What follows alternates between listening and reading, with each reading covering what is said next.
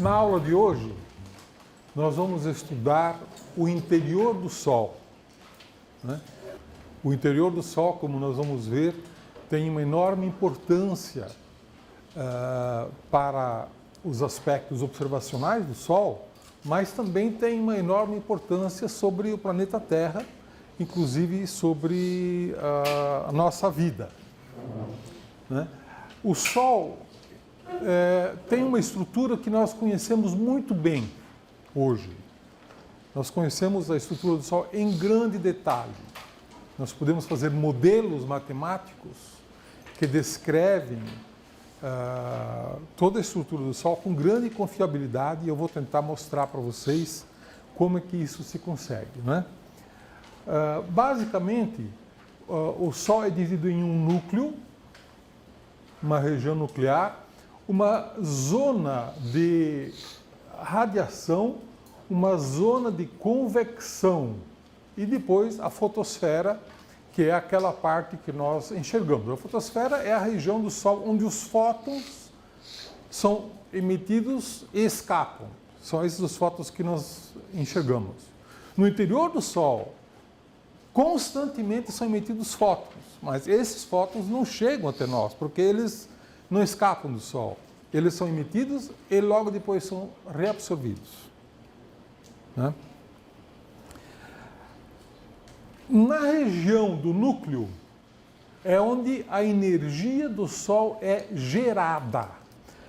Depois nós temos uma região de irradiação onde o transporte de energia é feito para fora através de fótons, de energia eletromagnética, através de radiação. Ela é emitida, absorvida,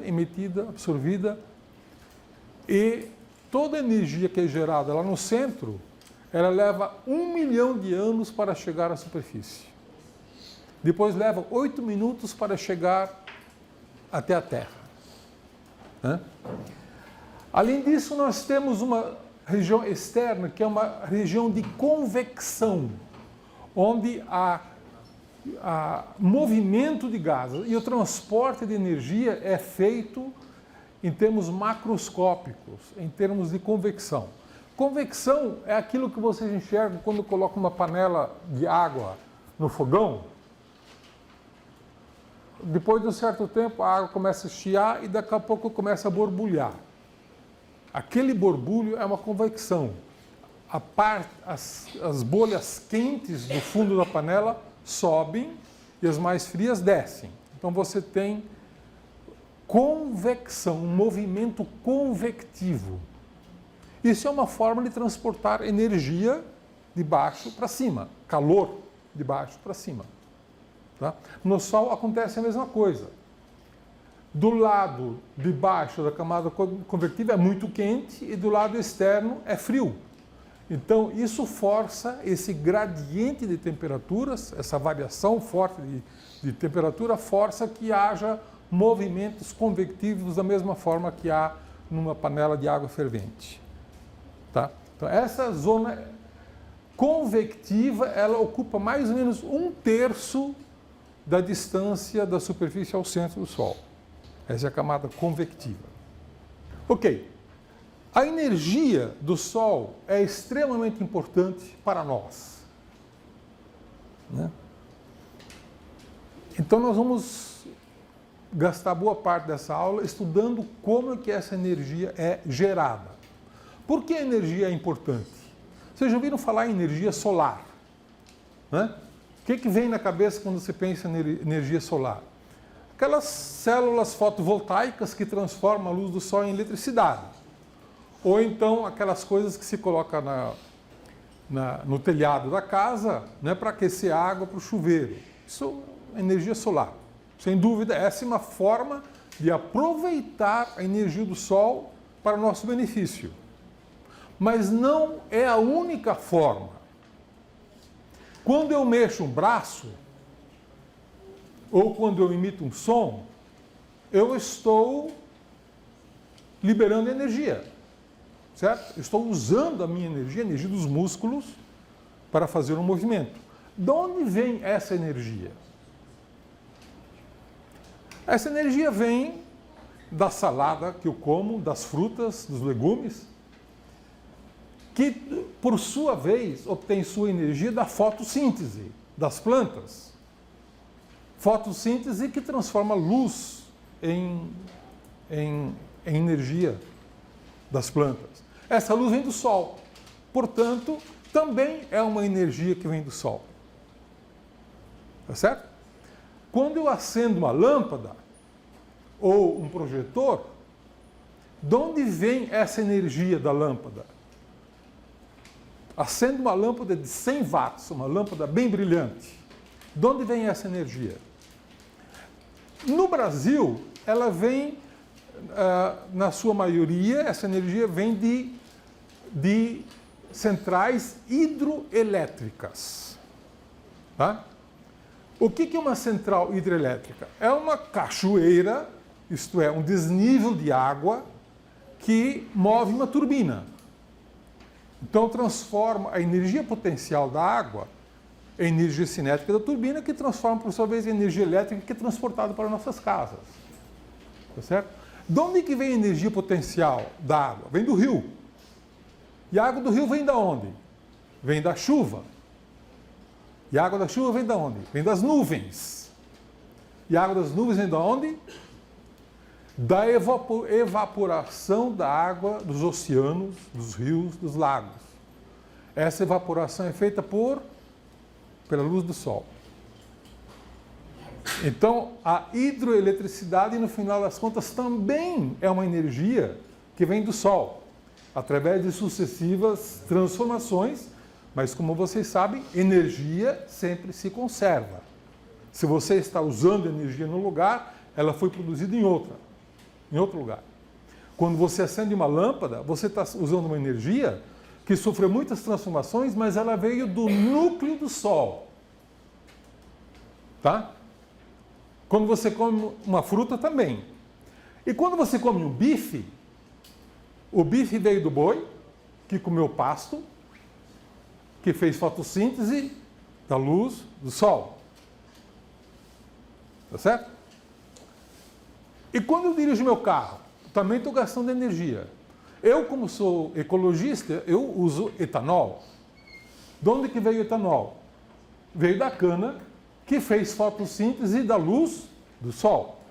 Então também é uma forma de energia solar. Ah, mas tem gente que usa gasolina. A gasolina, o óleo diesel, o petróleo, o carvão mineral, o gás, vem da onde? Esses são os combustíveis fósseis, que são tirados lá do fundo da Terra ou do fundo do oceano. De onde que veio essa energia? Ela veio de plantas que viveram 200, 300 milhões de anos atrás. Essas plantas tiraram sua energia de onde? Da fotossíntese da luz do Sol. Então, quando nós dissemos que usamos a energia fóssil, carvão, gasolina, petróleo, ela não é contabilizada como energia solar, mas a energia dela surgiu do Sol há 300 milhões de anos atrás. Ela também obteve essa energia do Sol, portanto, a energia foi produzida no núcleo do Sol. Então, vocês vejam que a nossa dependência do Sol é muito grande em termos de energia, né? Existe uma forma de energia que não vem do Sol, que é a energia das usinas atômicas, né? Numa usina atômica, a energia vem da fissão dos átomos, do núcleo do átomo, né? Também a energia geotérmica, ela também não vem do Sol, ela vem da radioatividade que ocorre lá no interior da Terra. Então, estas duas formas de energia não têm origem solar. Todas as outras têm origem solar. Muito bem. Quanta energia o Sol gera por segundo? Qual é a luminosidade do Sol? A luminosidade é de 4 vezes 10 na potência de 26 watts. Isso é muito ou é pouco? Depende para quem você faz essa pergunta. Se você fizer essa pergunta para um astrofísico, ele diz, olha, não é muita coisa não. Existem muitas estrelas que produzem milhões de vezes mais energia. Galáxias produzem bilhões de vezes mais energia. E quasares podem produzir trilhões de vezes mais energia. Então, para o astrofísico, isso é uma energia, digamos assim, relativamente modesta. Mas na escala humana, como é que nós podemos imaginar tanta energia?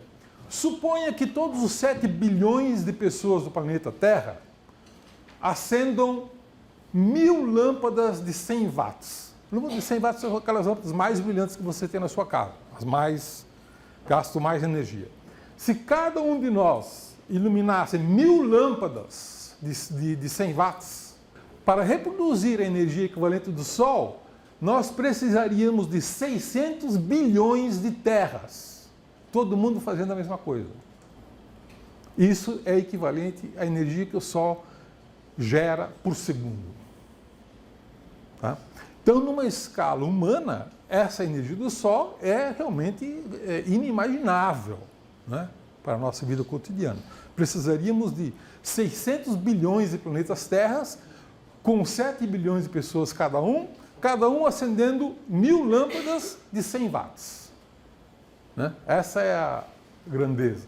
Bom, de onde que vem essa energia?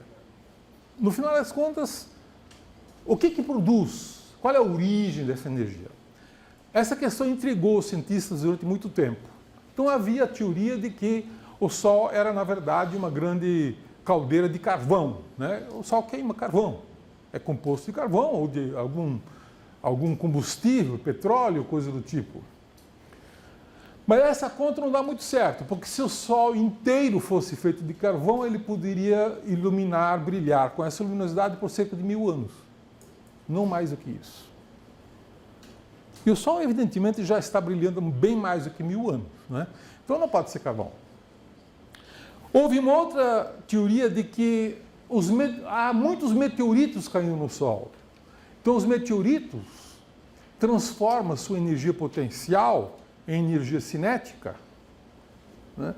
E essa energia cinética, ao cair no Sol, gera uma energia luminosa.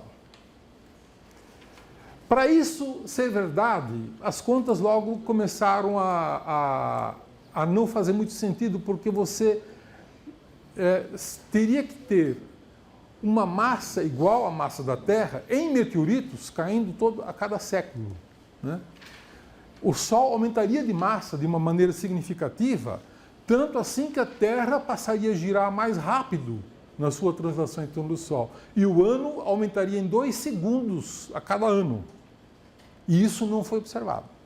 Então, essa teoria também foi descartada, né? Aí surgiu uma teoria muito engenhosa, que é o mecanismo de Kelvin-Helmholtz. Helmholtz é um físico alemão, Kelvin, um físico escocês.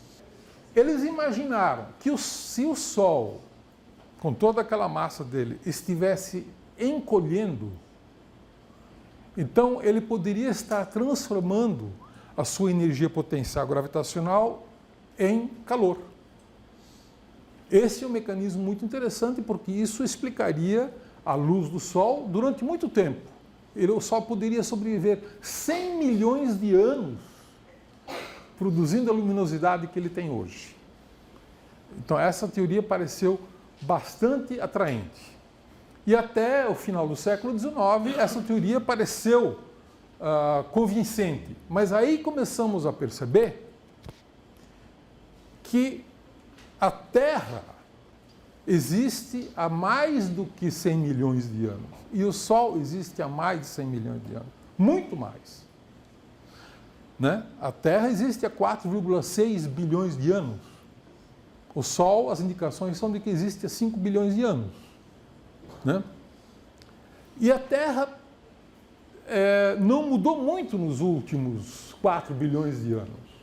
Né? Você sabe que todo o DNA dos alunos de astronomia teve origem há 2 bilhões de anos atrás. Portanto, as condições desse planeta não mudaram muito nos últimos 2 bilhões de anos. Certo? Então, o mecanismo de Kelvin-Helmholtz não explica a energia do Sol. Essa teoria também foi descartada. Né? Não é contração do Sol que produz a sua energia. Essa é a conclusão. porque ele não poderia brilhar durante 4 bilhões de anos de uma forma mais ou menos constante. Bom, a teoria moderna para explicar a origem do Sol é que se trata de fusão nuclear de hidrogênio. O hidrogênio se transformando em hélio, né? Como é que isso pode acontecer? Se você queima hidrogênio em hélio, então parte dessa fusão é transformada pela equação E igual a mc², transforma matéria em energia. E essa transformação é muito eficiente.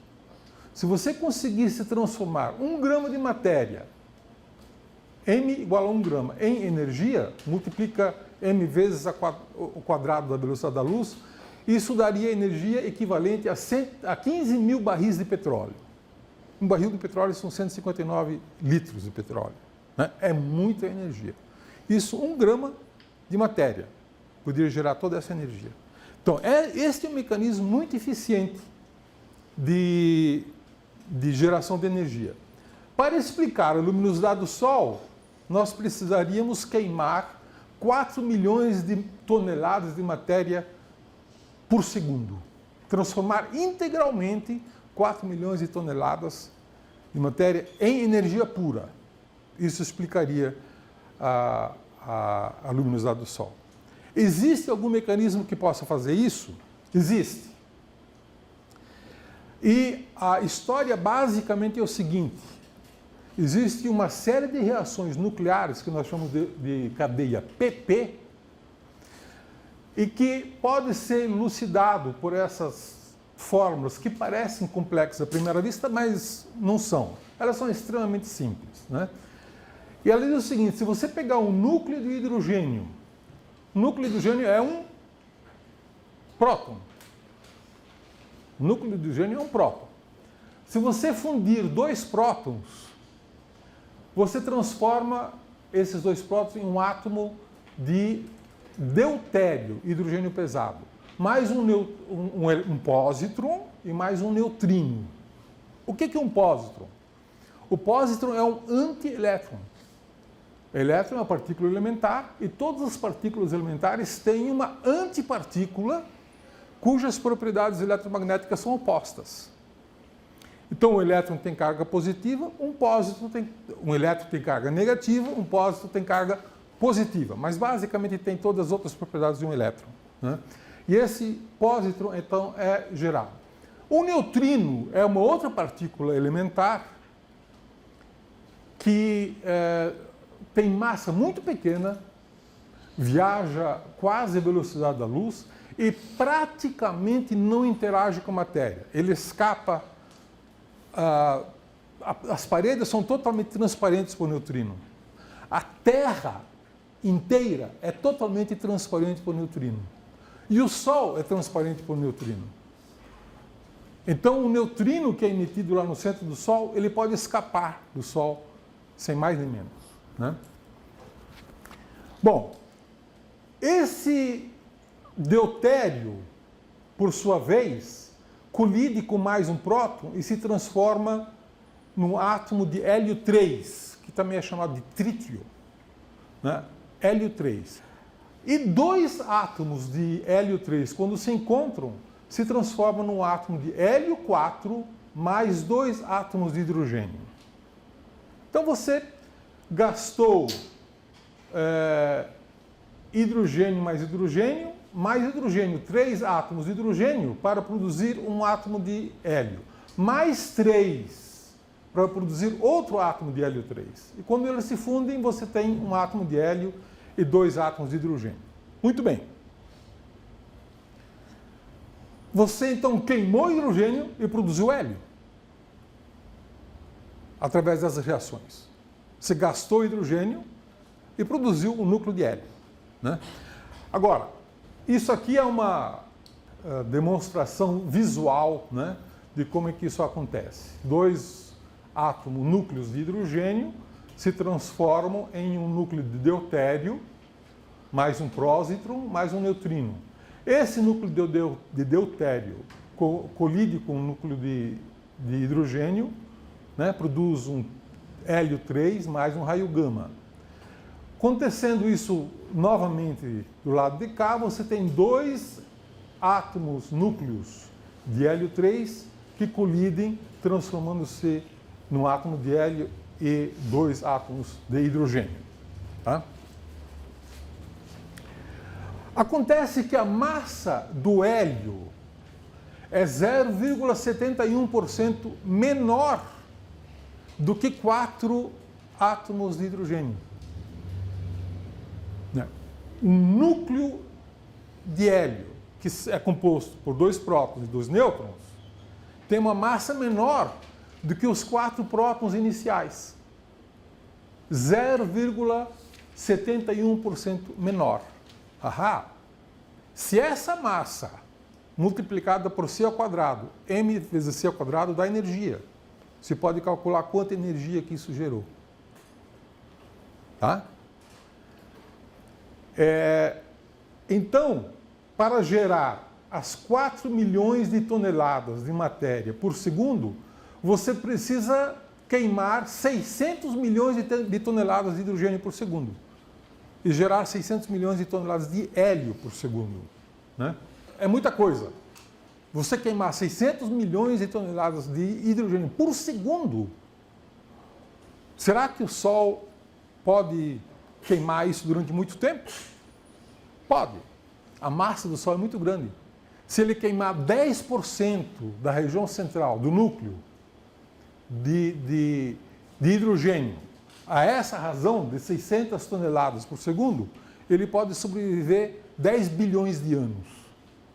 E pela nossa conta, ele só tem 5 bilhões de anos. Então ele só queimou metade.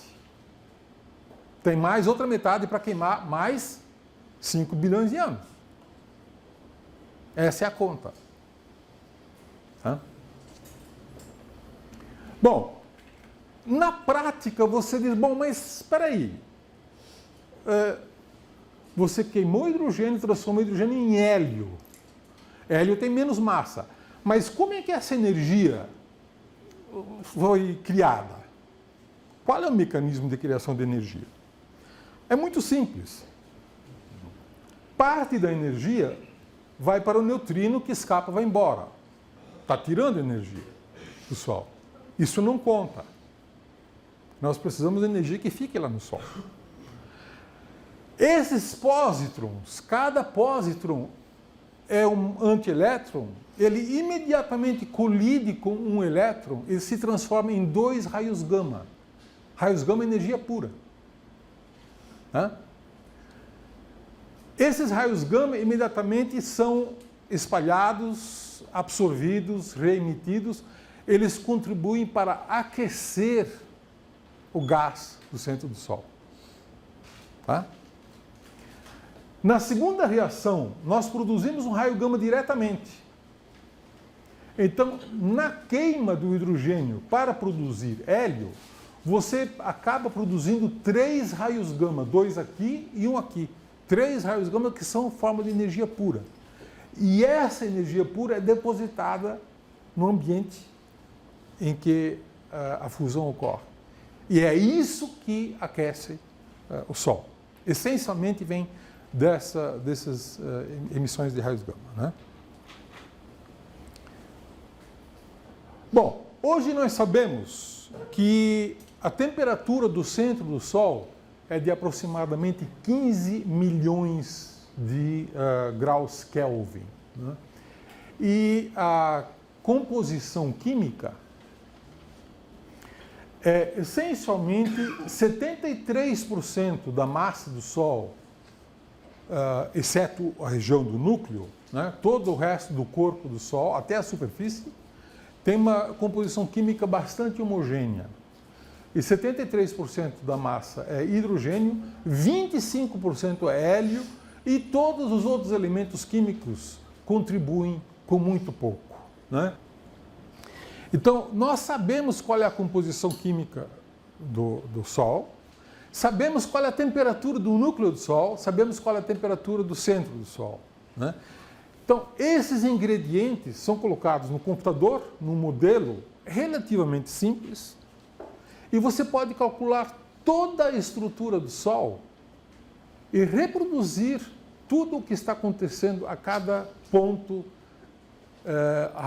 que diste R, né, raio, do seu centro. Você pode calcular todas as propriedades em função do raio, né, com grande precisão. Por sorte, estamos tratando de um gás, e de um gás perfeito. E as equações de gás perfeito são mais fáceis de tratar na física do que líquidos, do que sólidos. Os gases, em geral, são mais fáceis de tratar, e quando se trata de um gás perfeito, mais fácil ainda, né? Então, nós temos como modelar com precisão a estrutura do Sol. Inclusive, temos como calcular com grande precisão quantos neutrinos são produzidos. Para cada watt de energia, o Sol produz 50 bilhões de neutrinos. 100 bilhões de neutrinos a cada segundo atravessam o seu corpo. Tá? E durante a vida inteira, nenhum dos neutrinos vai interagir com o seu corpo. Se a Terra é transparente aos neutrinos, se o Sol é transparente aos neutrinos, você também é. Certo? Então não há risco de você sofrer qualquer consequência de ser atravessado por tantos neutrinos assim, né? Mas houve quem tentasse fazer um detector de neutrinos solares, né? De uma forma muito engenhosa. Já na década de 60, na Dakota do Sul, alguém colocou tetracloreto de carbono, né?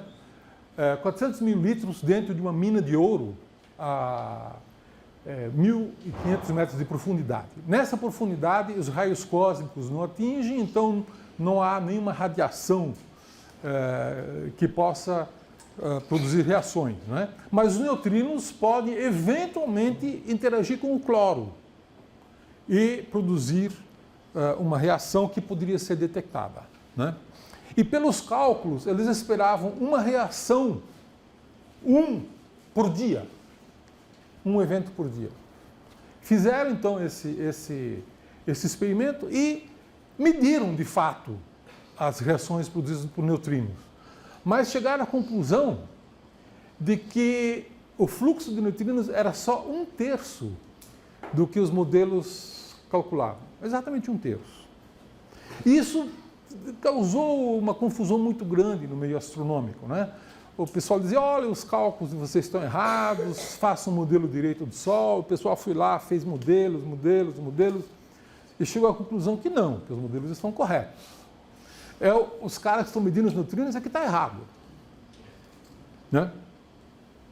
Até que alguém teve uma ideia de que, na verdade, existem 3 famílias de neutrinos, são chamados 3 sabores de neutrinos, né? E o neutrino que é emitido é um neutrino do tipo elétron. Mas eles podem ter oscilações nas 3 famílias de neutrinos. Se existem 3 famílias de neutrinos, um neutrino pode se transformar em outro e vice-versa. Então alguém teve uma ideia, vamos então construir detectores que sejam capazes de detectar todos os 3 famílias de neutrinos, todos os 3 tipos de família de neutrinos, né? Então construíram esse outro detector em Sudbury, no Canadá, e colocaram 1.000 toneladas de água pesada. A água pesada é água que oxigênio, em vez de oxigênio com hidrogênio, é oxigênio com deutério. Isso é água pesada, né? Troca o hidrogênio por deutério. E aí, com esse mecanismo, você pode, em princípio, detectar todas as 3 famílias de neutrinos e descobriram que detectaram um número de neutrinos igual ao previsto pela teoria do Sol, né?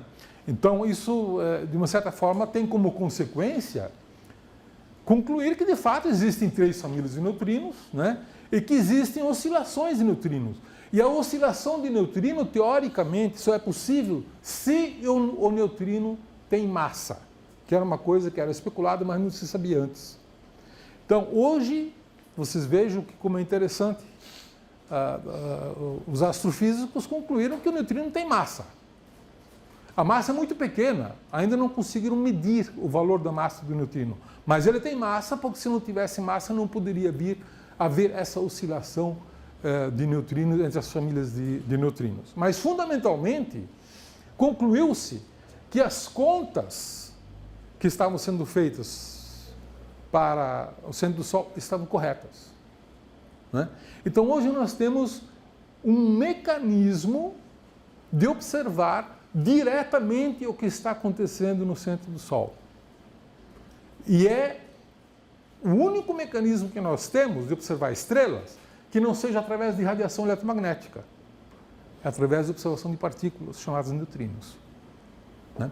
Então, esses observatórios de neutrinos foram, de fato, uma grande contribuição para a astrofísica. Demorou décadas para se chegar a uma conclusão de que havia uma compatibilidade entre a teoria da estrutura do Sol e a detecção dos neutrinos.